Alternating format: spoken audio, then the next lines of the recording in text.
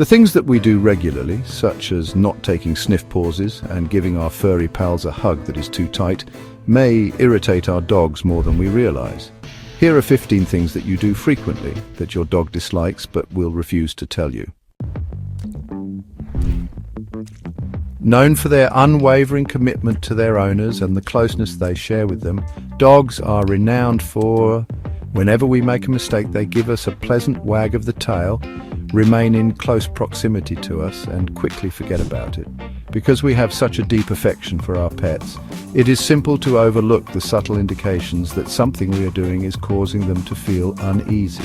Dogs can experience fear, wrath, and perplexity as a consequence of experiences that we humans consider to be harmless, such as affection, habit, or delight. Indeed, dogs have a distinct point of view on the world around them. The majority of the time, they can find comfort and comprehension through the use of smell, nonverbal signals, and familiarity. They could be unintentionally stressed out by something as easy as interfering with their normal behaviors, such as preventing them from smelling while they are walking or hugging them closely. Even when I am unable to fathom a dog's intuition and communication style, a significant number of these activities are driven by our affection for one another. A good dog owner is someone who fully comprehends and satisfies the requirements of their pet, even if those needs are not always obvious. The following is a list of 15 common behaviors that may assist you in determining what it is that you do that your dog secretly dislikes. If you want to develop your relationship with your canine partner, this list may be of use to you. Let's dive in. Bathing them too often. Many dog mums and dads fall prey to this one. It's easy to do as a lot of people are in the mentality that frequent washing is okay, as that's what we do for ourselves. In truth, dogs require much less frequent washing than humans do, and bathing too regularly can damage their coat and skin. It strips their coat of its natural oils and leaves them more vulnerable to dry skin and lesions. How often should I bathe my dog? How often you should bathe your dog depends on what kind of coat they have and whether they shed. However, in general, you should bathe no more than once a fortnight and no less than once every 3 months.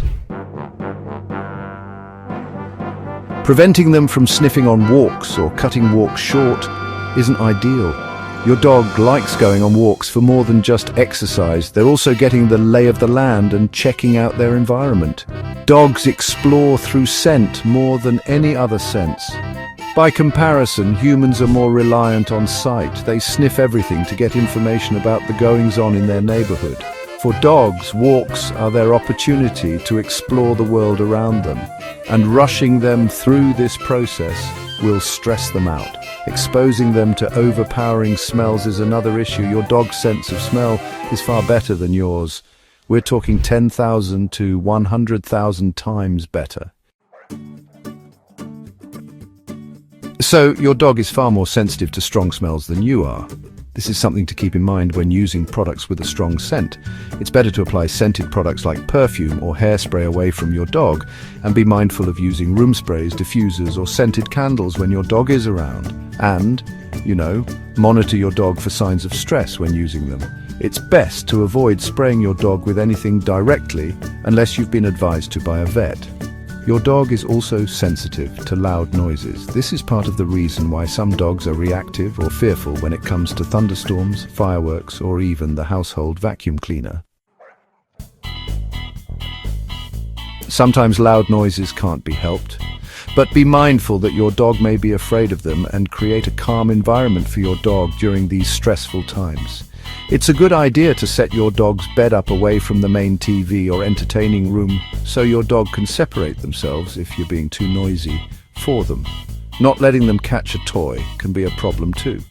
Sure, when we're playing fetch with our dog, we've all done that thing where we pretend to throw the ball but don't. However, frequently preventing your dog from catching the toy or keeping the toy away from them and teasing them will not amuse them and will instead stress them out. You can also reinforce possessive toy behavior by doing this, which is something you want to avoid. Leaving them home alone. Dogs are pack animals and they generally want to be with you, not left alone all day. While they will need to be alone occasionally, they shouldn't be left by themselves for long periods. This can cause a lot of stress and even lead to destructive habits or separation anxiety. To lessen the strain of being left alone, make sure your dog gets plenty of play, attention and exercise before being left. It's also a good idea to only leave them for shorter periods and gradually train them to get used to being left for longer periods. Ignoring them when you get home.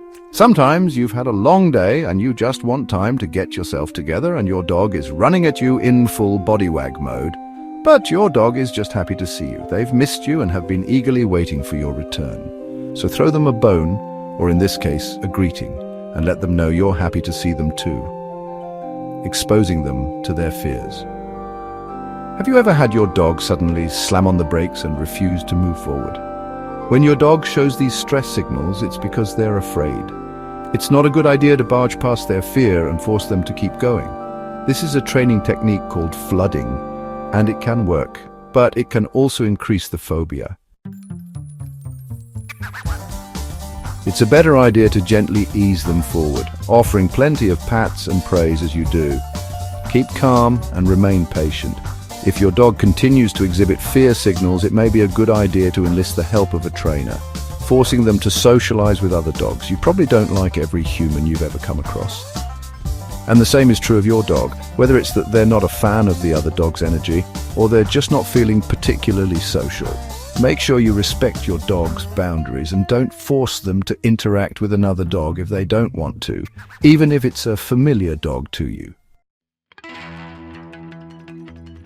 For humans, sustained eye contact is a sign of trust and connection, but for dogs, staring them in the eye isn't an intimate bonding experience. They're far more likely to interpret this sign as a threat or a challenge. This is why when you stare at a dog, they may drop their ears and look away or potentially growl or bark. This is especially important when it comes to approaching dogs we don't know well. Don't stare at them. Instead, engage in a less challenging way and approach them slowly and speak to them gently with your eyes slightly averted. Always ask the dog's owner for permission before approaching or handling a dog you do not know. We've all tried barking or howling at our dogs at some stage or other. Unfortunately, your dog is unlikely to interpret this as an attempt at humor or bonding, and instead they'll likely be confused and they may even find the experience stressful or scary. This may seem like a strange one. After all, who loves rules? Well, your dog might not love them either, but they do need them. Dogs are routine-oriented, and putting structure and rules in place helps make them feel secure and confident. If they don't feel like you're putting this structure in place, they may act out and exhibit unwanted behaviors like aggression or being destructive. Walking them on a tight leash. A tight leash will make your dog feel stressed and frustrated, and it also makes what should be an enjoyable experience unpleasant. Train your dog not to pull on the lead by teaching them to watch and engage with you on walks, giving them plenty of treats to keep their focus on you. If your dog wants to stop and sniff, let them. Don't turn the walk into a dragging experience. Hugging them. We see hugging as a sign of affection, but your dog is likely to view it as a form of entrapment and restriction. They are likely to find it confusing at best and irritating at worst. Moreover, when it comes to interacting with strange dogs, they're more likely to see a hug as a threat. While many dogs will tolerate hugs, few will enjoy the experience. A better alternative is to pat your dog along their back and on the chest, and only cuddle your dog if they initiate the interaction and do not show any signs of stress. Breaking up play fights, growling, barking, tackling and wrestling are largely undesirable behaviors for humans, but for dogs, these are natural elements of play. Especially when it comes to dogs they know well, play fighting is perfectly normal and both mentally and physically stimulating. By repeatedly preventing them from engaging in this normal behavior, you could be interfering with their development of natural social skills. Outro, thank you for watching. Now that you are aware of the common things that your dog dislikes, it's time to make little changes here and there to keep your furry friends stress-free and happy.